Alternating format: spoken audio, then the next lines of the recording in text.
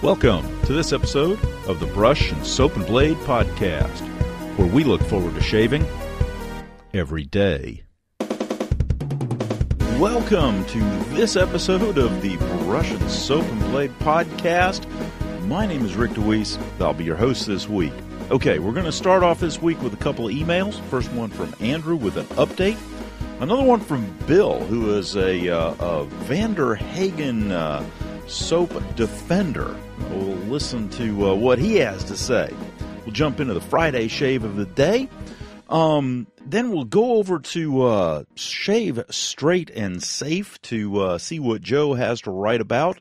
The oldest company in wet shaving. Wow, how cool is that? All right, now the power may be out, but it's no big deal for the scouts tonight. Going on to the Monday shave of the day. My wife saved the day last week. I'll tell you all about it. Poison ivy. Yeah. Why does it always happen on weekends?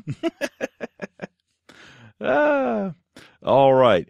The next is my first go with a feather carbon steel blade.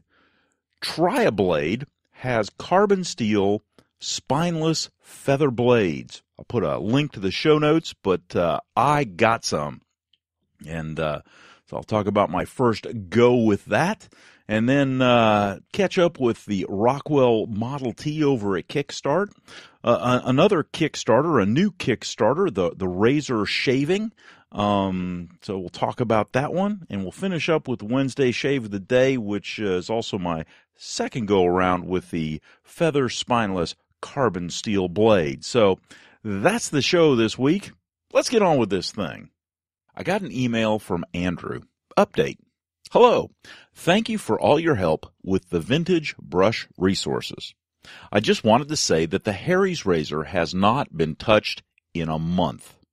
My dad sent me a black, long-handled Gillette Slim and a shaving brush he had. I purchased a Merkur HD as well as a Plisson brush.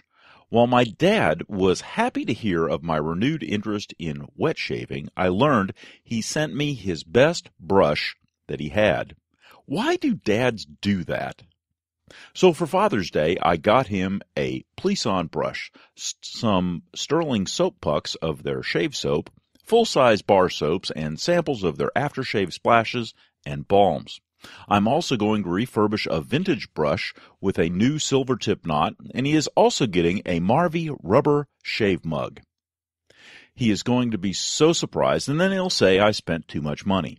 The way I see it, no amount of money will ever surpass the father he is to me, so I can never spend too much. For Mother's Day, I'm going to buy my mom some Sterling bath soap as well. Thanks for your podcast, and just to let you know, I had a great shave this morning. Woohoo! Happy Tuesday. Regards, Andrew. Andrew, that is great to hear.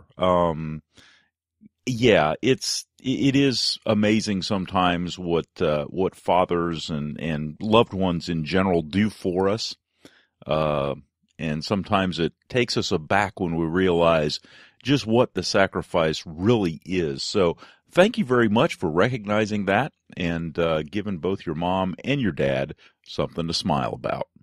So I got an email from Bill, VDH Defender. Morning, kind sir. I have been listening to episode 128, and I have to defend Vander Hagen's luxury scented soap. Stop using it in the packaging. It is in need of a good melt to make it a little wider for loading, as well as the hottest tap water you can find to bloom it. I have found the Glide to be fantastic. Cushion? Well, okay. My one gripe with it is really hard to rinse off compared to Parasso Sandalwood or the essential oil of lime Razor Rock soap I am also currently rotating through. The essential oil of lime is really nice if you like limes. Of course, as always, your mileage will vary. There's no way about it. And this could be an example where my hard as a rock water works out better than the baby soft water from your neck of the woods. As a side note, you also mentioned the bacon scent in the coffee, which reminds me, I have found that since I have not been able to go out camping in years, that a drop or two of liquid smoke in a cup of coffee makes for a reasonable approximation of a campfire cup of joe. Get to pull from the scent and taste memories and makes for a great start to the day. Cheers, Bill. Well, good stuff. Okay, so I could probably take the Vanderhagen soap and melt it down and put it in a salsa bowl and make it wider so I could load it better. And yeah, I could probably do that. I may someday, but I don't know. It's just plastic packaging. You'd think that they would make it so that it would be to the best of their advantage to get their customers, well, the best thing that they have. And by the very nature of what they've done, and in some cases, a lot of vendors of soaps have done, is they've basically cut off their nose to spite their face because they haven't packaged the stuff appropriately for use or for easy loading. And way back when, back in the day, it was sometimes difficult to find a soap that had a large flat tin or a large container that held it. So, I don't know. I hear what you're saying, though. And I am convinced at this point that if you get a good bloom on the soap, yeah, you probably could get a very excellent load and very good glide. Anyhow, thanks for the email.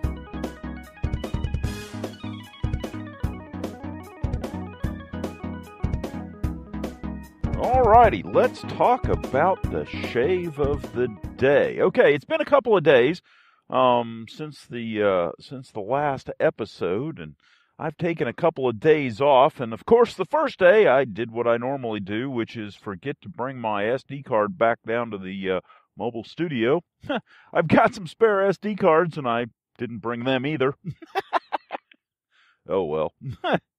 Anyhow, it's one of those things.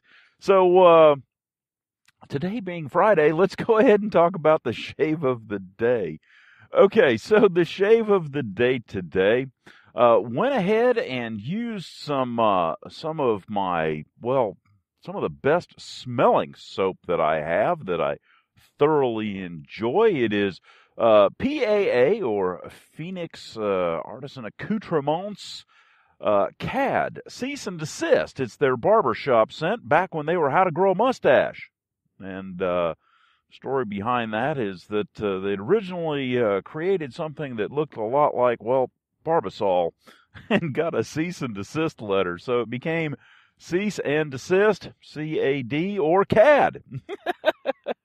Good stuff. Great stories. I love it when a soap has a story. Heck, you almost want to buy it just for the story.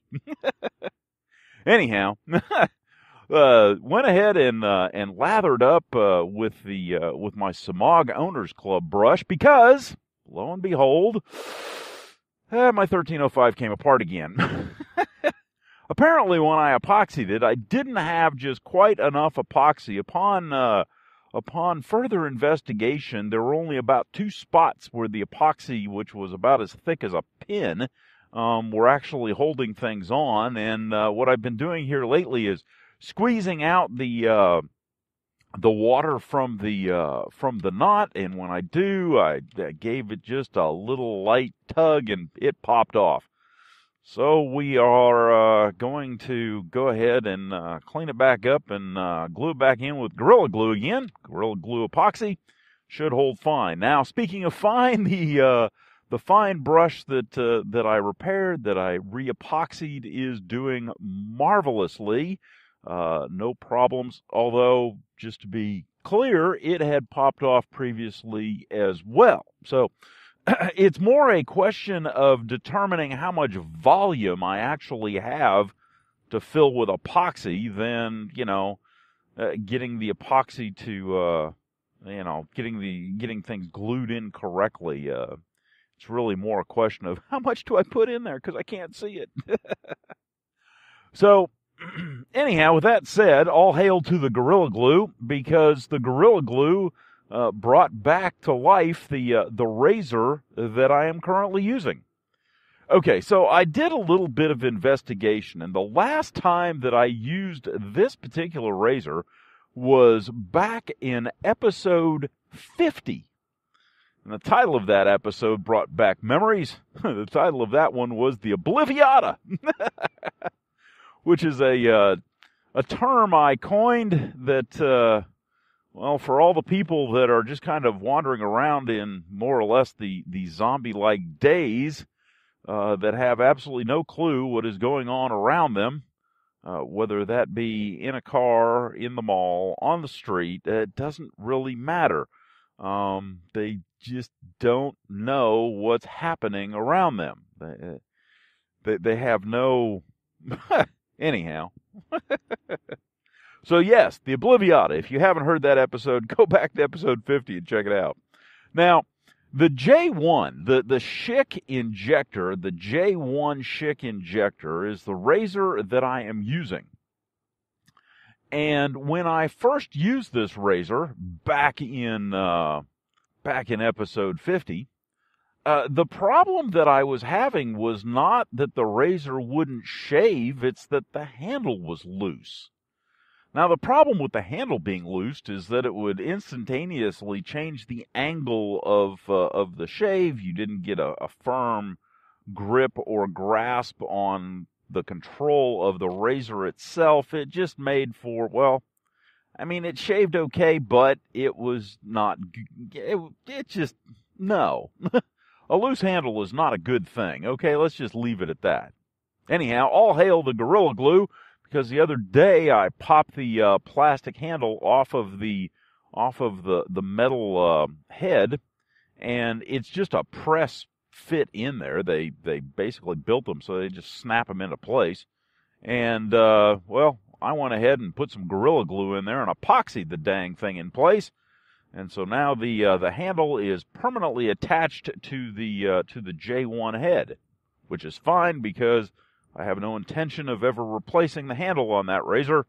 And so there you go. Anyhow, use that razor, and based on my recollections, now granted that was, multiple weeks ago, it's almost like a different razor. It shaves nicely. It shaves well. It does a really good job. Injector craziness, the closeness of the injectors, the fact that they do well. And the other interesting thing, last week I read the quick blog, just the highlights of it, that one of the curses of the cartridge razor is that you could apply pressure. Well, the cartridge razor, yeah, you can, and you're not going to get cut too terribly bad, if at all, if you apply some pretty good pressure with it. But the thing that I found is that you can apply pressure with injectors without detriment as well. So, I almost wonder if they went down that avenue of, hey, I can get a closer shave if I apply just a little bit more pressure, and designed the razor around that concept, and then just maintain that concept as they, transitioned, as it were, from the injectors into the multi-blade razors, track 2s and so on and so forth, all the way up until, what we have now. So it's just a curious reflection more than anything else, because you can apply pressure with the injector, and I dare say that you can actually apply a good bit of pressure without having to worry about cutting yourself. So I find that interesting. So the J1 injector, if you've not ever seen one, has a fairly long white handle that tapers slowly toward the end with a pattern, a textured pattern going all the way down the handle that makes for a very fine grip, a very nice grip. It is exceedingly lightweight, so it's well balanced right at the almost right at the junction point of the handle and the metallic portion itself, which really gives a nice balance to it. It's kind of like, it's very reminiscent of the Gem Featherweight, although the handle's shaped a little bit differently, and that allows you to take your little finger and apply pressure on one end or another to drastically change the pressure at the head. All in all, I found it to be a great shaver. Very, very impressed with it. It's nice to have a razor in the collection that works again.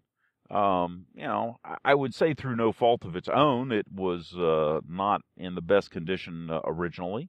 So that's fine. I don't mind that. And yeah, again, it's one of those things where I think it would be good if somebody came back with a line of injectors.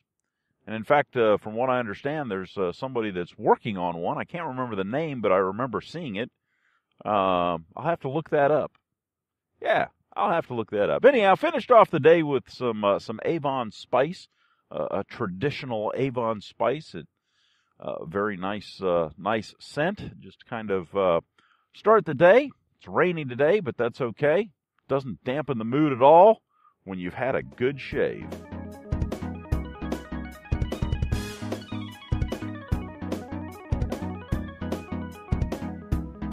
Well, Joe has been busy over there at ShaveStraightAndSafe.com, which is his blog post. If you haven't gone to check it out, please do so, because he's got some great blogs. The latest one is the world's oldest wet shaving company.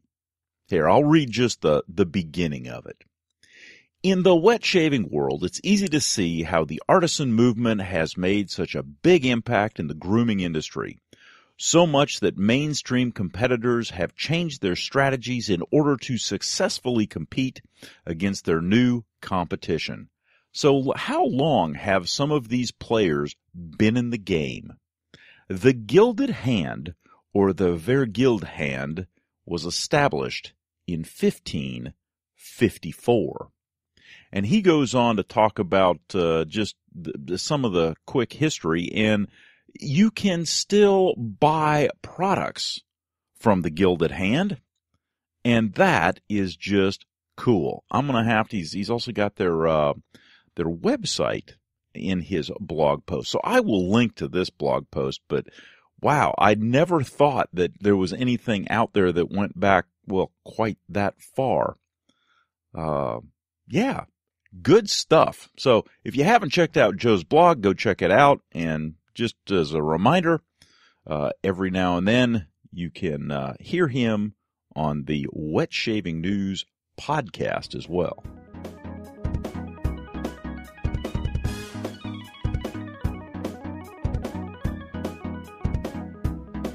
Well, it should prove interesting tonight at the Scout meeting, because apparently there's power out in the whole general area. Power out at the school. Got a notice from the school on my cell phone that, yes, indeed, power was out, and they didn't know when it was going to be turned back on, but they were going to, kids were going to be released at the normal time, so not to worry. Hopefully on this beautiful day, they took them all outside, and they got to enjoy a little bit of fresh air. Boy, that would be the way to do it. I'll tell you what, it's, it's amazing anymore when things like that happen. They probably just, load them up in the auditorium or something like that, and I don't know. It'll be interesting to find out. Back in my day, everybody would have gone outside as long as it wasn't raining, and would have come in if it was raining, maybe had a program in the gym or something thrown together, or just done something. We would have made the best of it, but I get the distinct feeling that anymore, the wing it attitude just doesn't occur anymore. You have to have a structured program, and you have to have this, and you have to have that. You have to have this classroom time, and oh my gosh, if something goes wrong, we're all going to die. We would have had a talent show or something, It's like, do something. I don't know.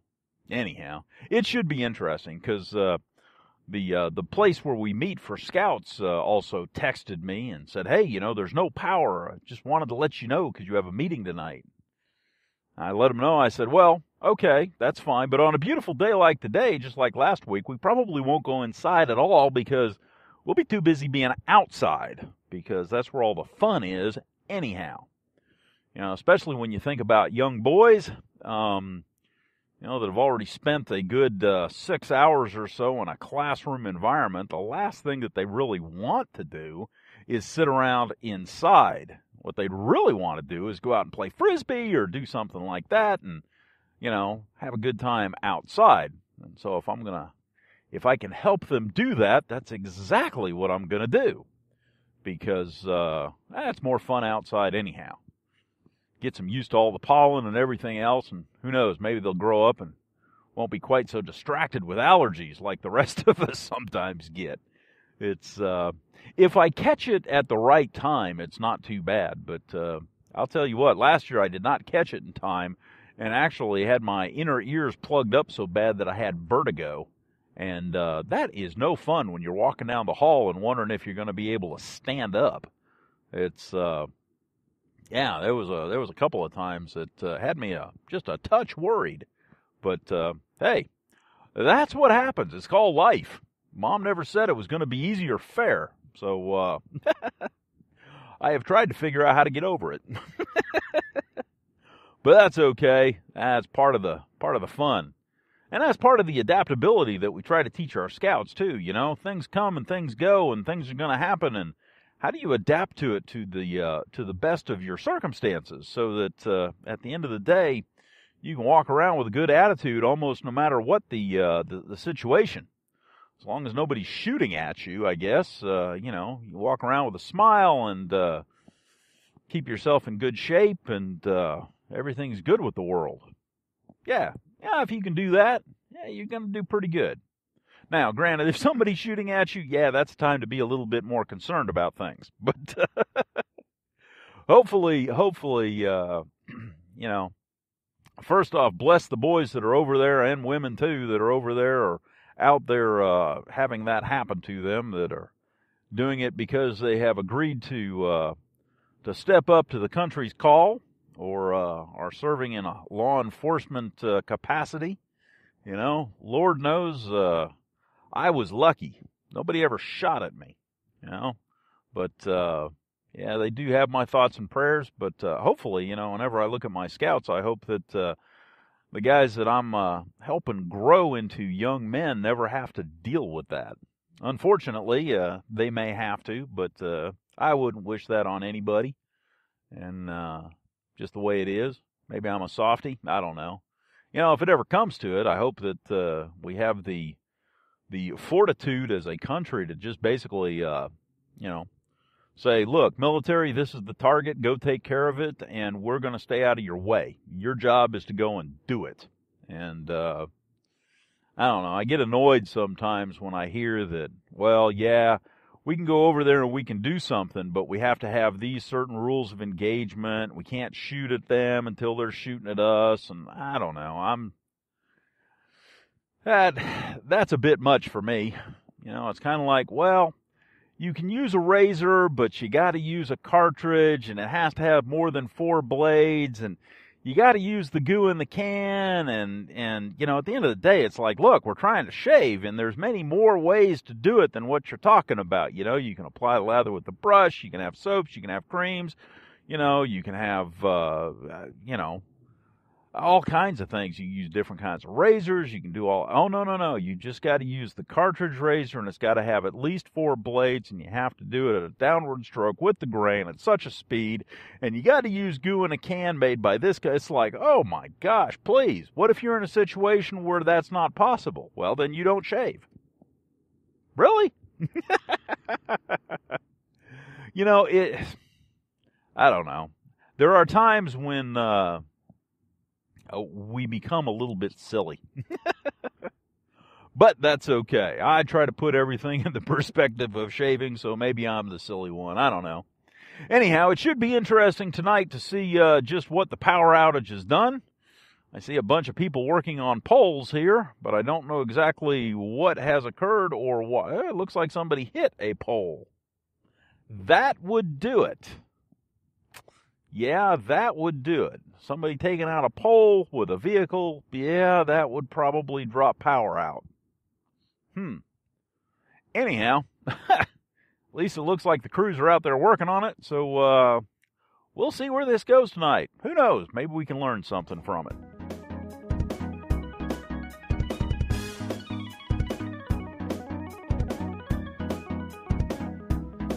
Alrighty, well, it's not morning. It is, in fact, afternoon.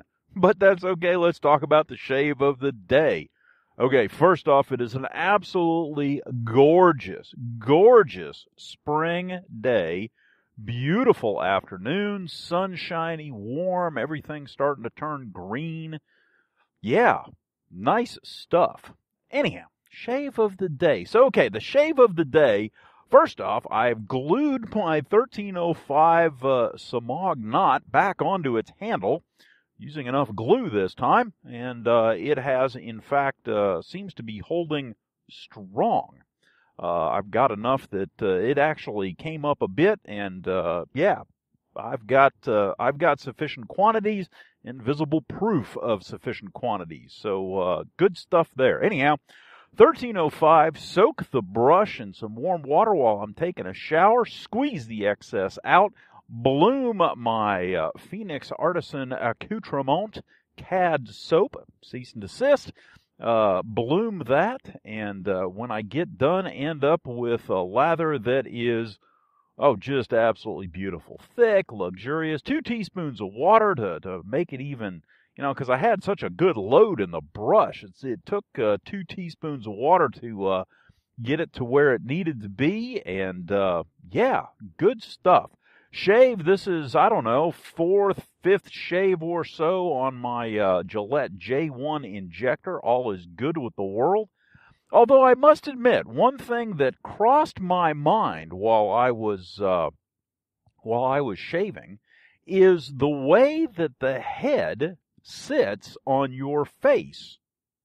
And it was reminiscent. Now, the reason that I'm thinking about this is that I was looking at a Kickstarter, and there's a Kickstarter of a new type of razor, or a new razor design, I guess. I guess it's a disposable, and it's got the blades kind of at a different angle than what you would normally think of, I guess. Anyhow, it was just interesting because while I was pulling the razor, the Gillette injector, the Schick injector, down on my face there, I noticed that the head of the razor, very much akin to an older single-edged razor, was right up against the face, and it was almost that pressure, that contact area is so very familiar when I think about the cartridge razors, that I thought to myself, I wonder, because, right after the injector was like the Track 2 and those types, and the angle of the handle and everything is, and in fact the facial contact is almost the same as what it is on this J1 injector head. And I'm thinking to myself, okay, so they used the same contact area, the same pressure surface area, I guess, if you want to call it that way, and just adapted it, or adapted blades to that by putting them inside a plastic box, essentially, and angling them appropriately, and you still use the same angle and contact, and everything's the same as, well, this injector.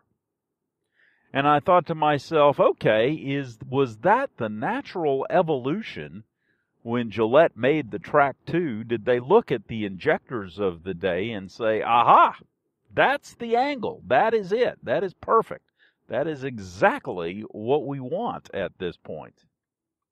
And then, of course, I wonder to myself, when they discovered or put into place the angles of the handles and things like that, how did they determine that? Did they determine that based on trial and error? Did they have some scientific studies for ergonomics, or just what was it that caused them to do that? Or is it just that they held their hand up to their face and said, yeah, it's about that angle, because doing this is too little and doing this is too much, and it whacks your elbow into a weird position and twists your wrist around or whatever. And I just wonder how much they actually did to determine what the angle of the handle actually should have been on some of these.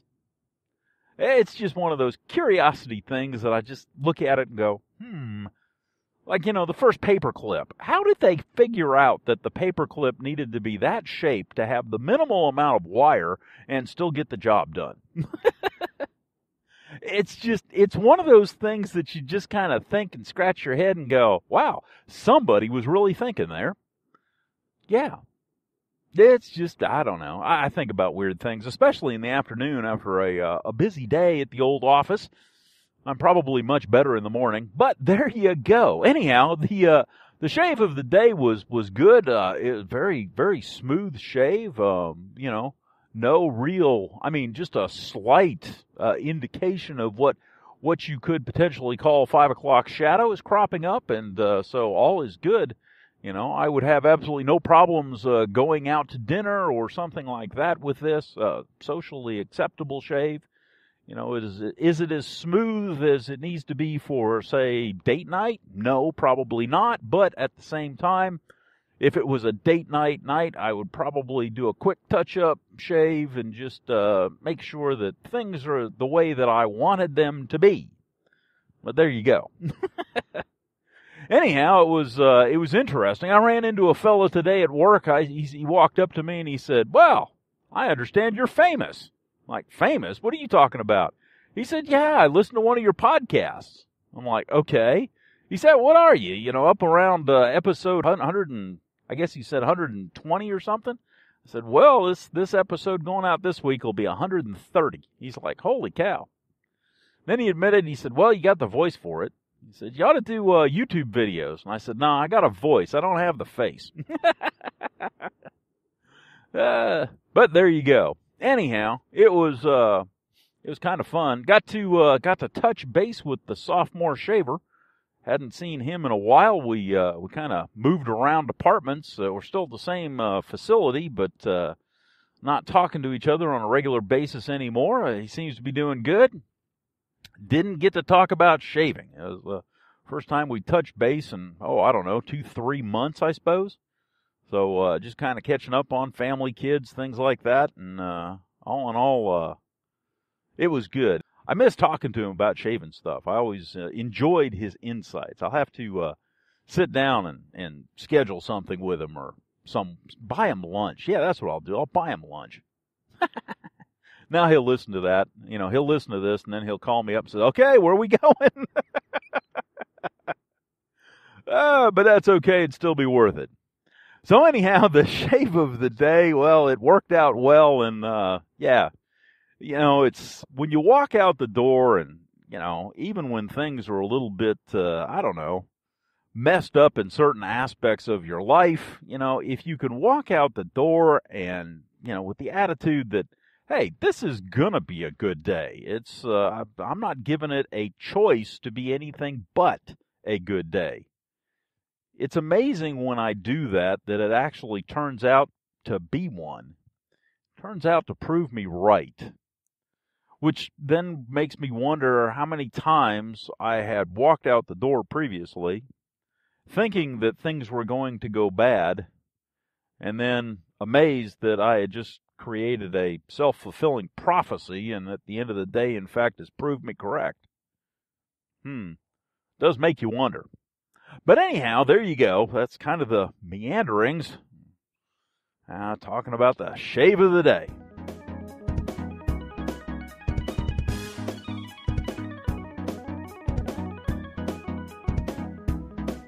Well, I thought I'd add this in just as a, recognition that sometimes I mess up and need some help.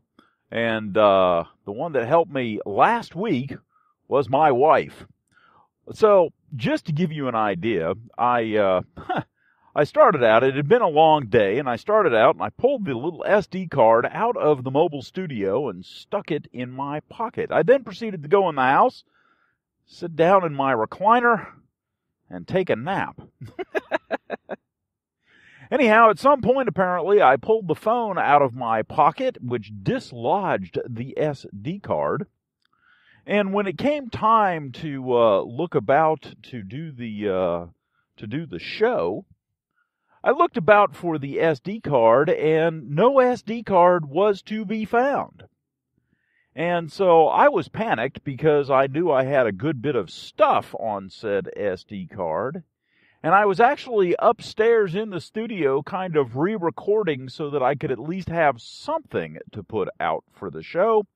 But I was re-recording things and influences and things that I had done and everything, when my wife calls me up and said, "Well, I found your SD card." It's like, holy cow, where was it? It was down in the chair. Wow. Okay, so, yeah, big shout out to my wife who actually saved last week's show, because it would have been an absolutely dreadful mess with almost 50 minutes worth of content gone. So sometimes we get support from people that, well, we didn't necessarily think it was going to come from in that regard.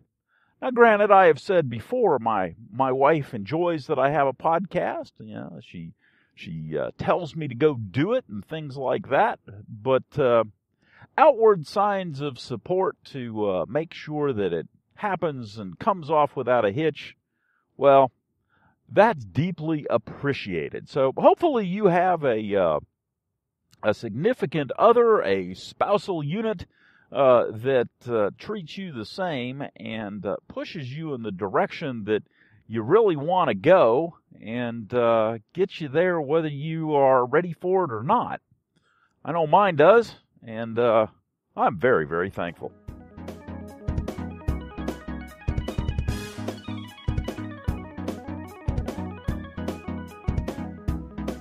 Well, I've had to take Benadryl the last couple of days. I woke up yesterday with one of my eyes about swollen shut because apparently I got into some, well, poison ivy.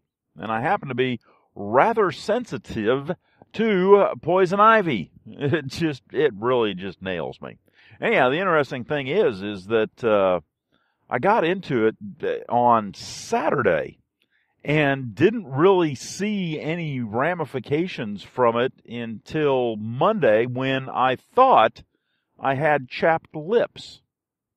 Turns out I have poison ivy on my hands, on my eyelids, and on my lips. Yeah. Not fun. Holy cow. It's, jeez. I wouldn't wish that on anybody. I was out there pulling weeds, and apparently some of what I pulled was poison ivy. Yeah, not good. I scrubbed my hands. That's why it's not all over my arms. I've got one spot on my arm.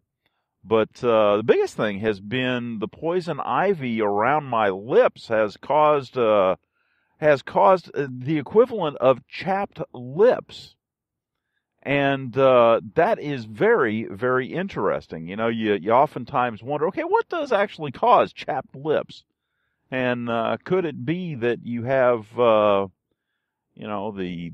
change in, I don't know, circulation or whatever for around your lip area, trying to heal things and do such? Yeah, it's just curious. I never would have associated poison ivy with the feel of dry, chapped lips. Oh well. Anyhow, the Benadryl is doing a good job. Of course, it makes me about half loopy, but there you go. Most people can't tell the difference at all. But yeah. So drink plenty of fluids and take Benadryl.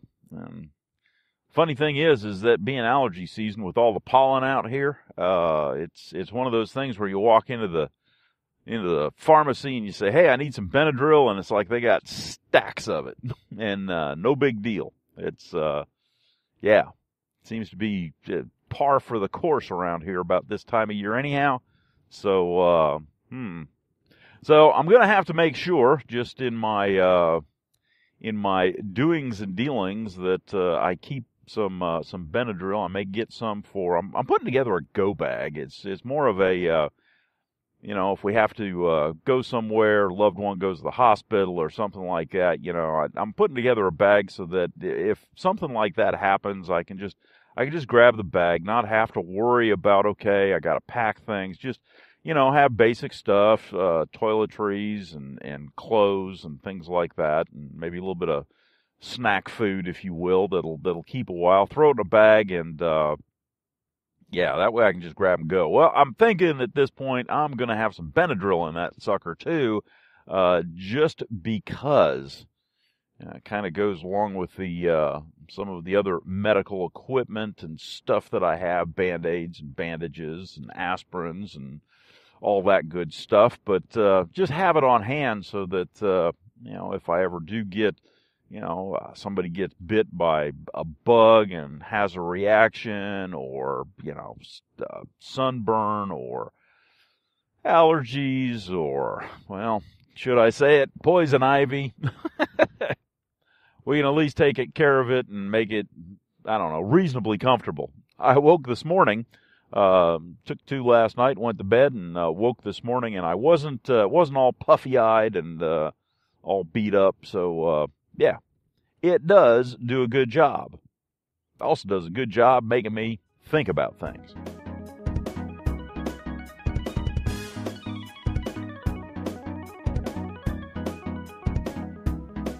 All right, so let's talk about the shave of the day. Okay, first off, yesterday evening I came home to a great mail call from TriaBlade. Now, the items that I ordered from TriaBlade were some Kai double-edged blades, and also TriaBlade has just gotten in some carbon steel feather spineless blades. Okay, so the opportunity to throw a carbon steel feather blade into an auto strop, well, that's just that's special. So that's what I did this morning. All right, so picked up the VC1 and proceeded to open up the package of the feather spineless carbon steel, which I must say it has a cellophane wrap around it, and that cellophane wrap is tight. It's got one of those thin plastic pieces that you can, like you're supposed to be able to find the tab to pull it, and it's supposed to split the plastic in two easily and nicely. I could not find that thing for nothing. Ended up having to cut it open. But the good news is that it is well sealed, which is important for a carbon steel blade, because that way you don't have to worry about moisture getting in and rust occurring. Okay. So then I open up the blade, and inside the blade is a nice wrapped blade, and proceeded to attempt to take the wrapping off.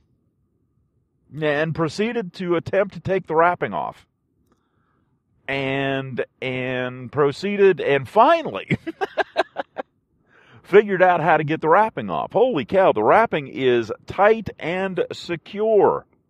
Jeez. Again, good thing, because that's what you want for a carbon steel blade. So I'm not complaining. It's actually a good thing. Just took me a minute to figure out where everything was.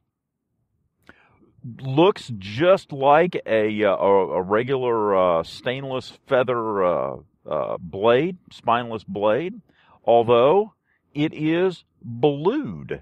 It is a blued carbon steel blade. Beautiful bluing job. Just beautiful blade. Holy cow. Looks fantastic in the auto strop. Yeah, I mean, just, gold auto strop, kind of a dark black blue blade. Yeah, kind of sexy looking. Yeah, I'll tell you what, really, really liked it. Okay. Lathered up with the PAA CAD and my Samog 1305, just kind of running the 1305 through its paces, make sure everything still holds together, or figure out if I need to buy another one. Hopefully this will hold. But great lather, very thick, luxurious. Bloomed the soap, and no issues. Loaded up, great. Had a great lather. Proceeded to shave. What I found was that the carbon steel blade is just a bit more aggressive. So where a stainless spineless feather would be maybe a 5 on the fat boy scale, the carbon steel would be about a 7. So I had to use a gentler touch.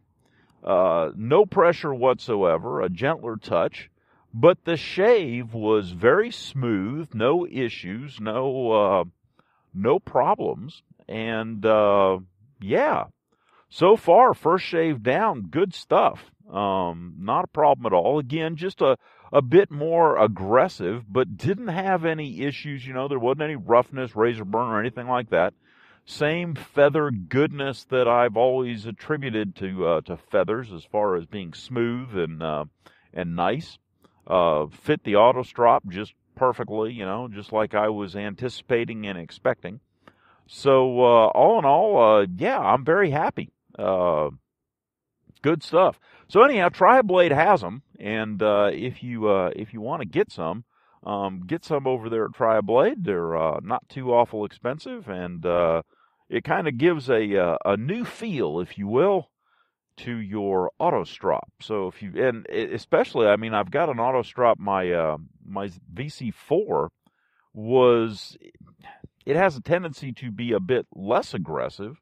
I think my VC2 was about that same way too. But because the safety bar is away from the blade, it had a feel that was just a touch less aggressive.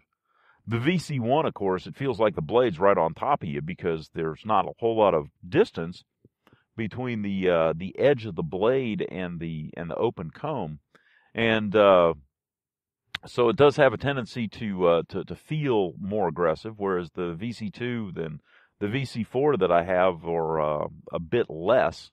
So it'll be interesting to try the carbon steel blades in those razors just to see what the difference is. Now, the other thing that's nice about, at least for me, I typically take my carbon steel blades out of the razor to dry them out, just to make sure that I don't get any corrosion or anything on the blade inside the razor. Well, the nice thing, quite honestly, about the auto strop is that I can flip the blade up away from the guard and have it fully exposed to air, which means I can do a very light dry with a piece of tissue or something like that of the blade edge itself. Flip it up, put it in the rack, and I don't have to worry about getting corrosion on the blade, on the sharp part of the blade. And with the bluing, I doubt I'm going to have any corrosion issues anywhere else unless I get a whole lot of moisture that just sits there for a really, really long time. But I think I'll be okay. So, yeah, good stuff. Very happy and good shave. Finished it off with some Clubman. And off we go into the wild blue yonder.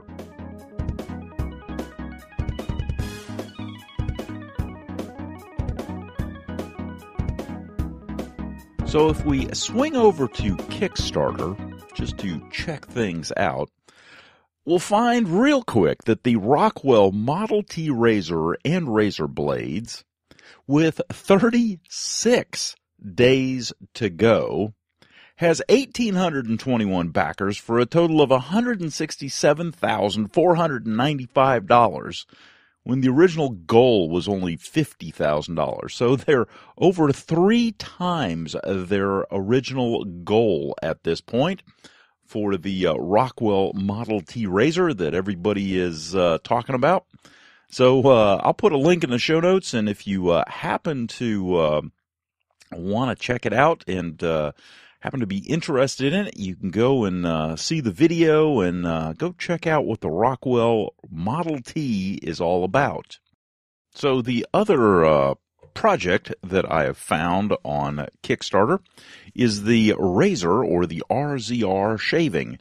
And this is a rather unique little razor that they have designed. First off, the handle is, well, titanium. And the blade, the handle actually comes out of the bottom of the head instead of out of the back, so it's a little bit, well, different. There are no moving parts in it. The blades themselves look to be a proprietary type of blade that slides into the unit and then is held into place with a piece that sits in with a little ball detent. And the interesting thing is that the backside is completely wide open, so this razor probably won't clog up at all, which is, well, pretty cool. So yeah, they've got about 22 days left to go on this Kickstarter campaign. They've got 76 backers so far. And so they've got a ways to go, but it's a unique design. It is a multi-bladed razor that has essentially taken the cartridge component out of it. They've got a handle very similar to the razors of old that had some type of a handle or holding device for the blade, and then it looks like they sell you the blade setup, which is interesting. Now, the other thing that's interesting about it is that if you watch the video for their promotional campaign on Kickstarter, it's interesting that they start off with a wet shaving scene with a gentleman using what looks like a Gillette Old, and also nicking himself because he's applying way too much pressure on the razor. So I found that rather interesting and intriguing. I'll put a link to the show notes. You can check it out as well. Good stuff.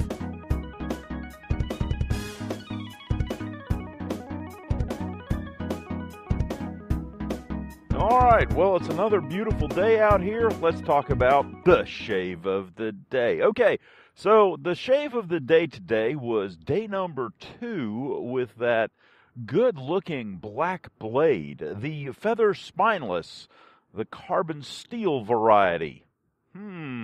Okay, so yesterday, what I noticed was that the blade was, well, it seemed a little bit more, I use the term aggressive, not rough. It's not rough, but it seems like it's more there. Whereas the stainless, and I'm going to have to next week kind of swap back and forth between the two of them to get a real clear idea. But between the two of them, it seems that the carbon steel one is more noticeable. The presence of the blade is more noticeable. Now, this is especially true on the first pass. On the second and third pass, it's almost identical. On the first pass, it seems like there's more blade exposure. It seems like it's a touch more aggressive. It seems like the blade, while sharp and smooth and everything, is, well, more there. And it may be a sharpness issue, and that what I'm actually feeling is just a mild bit of tugging to give that difference. But it's noticeable. At least that's my sense of it. So, same soap that I've been using all week, which is the Phoenix CAD Cease and Desist with my Samog 1305. I'm happy to report that my Samog 1305 has now gone more shaves and more lathers than it had previously before the knot popped off, and the knot has stayed on. So I believe my repairs have been sufficient, and we can rock on with the with that brush. Anyhow, the carbon steel Feather Spineless, which I got from TriaBlade, yeah, very, very interesting. Like I said, it seems like it's a much more aggressive razor on the first pass. Second pass is just normal. Third pass is just normal. Touch-ups, just normal. I mean, it's very intriguing.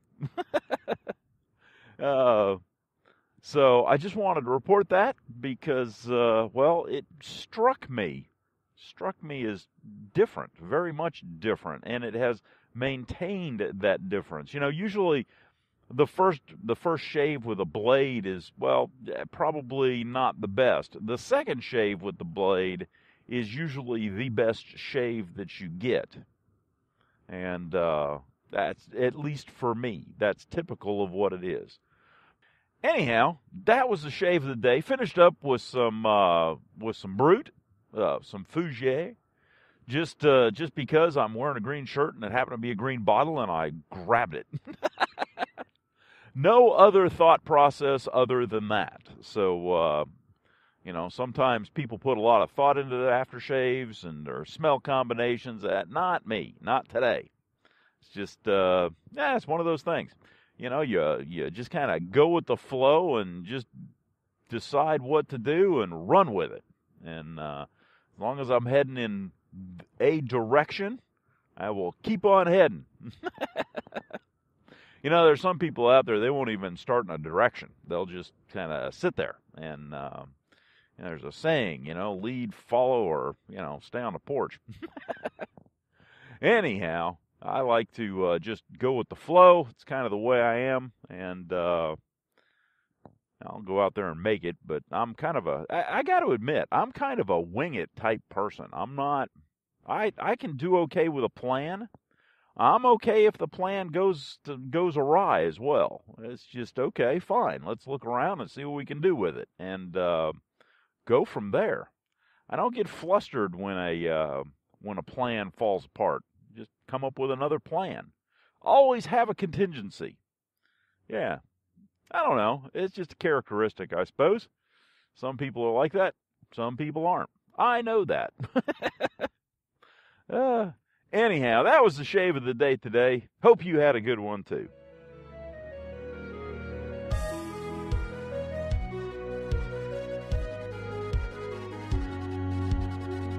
Well, that concludes this episode of the Brush and Soap and Blade Podcast. I hope you enjoyed listening to it as much as I enjoyed making it. If you have some suggestions or would like a topic covered, drop me an email at brushandsoapandblade@gmail.com or give me a call at 864-372-6234 or contact us on Twitter at brushandblade. You can also visit us at our blog, brushandsoapandblade.wordpress.com. As always, we're available on iTunes and Stitcher.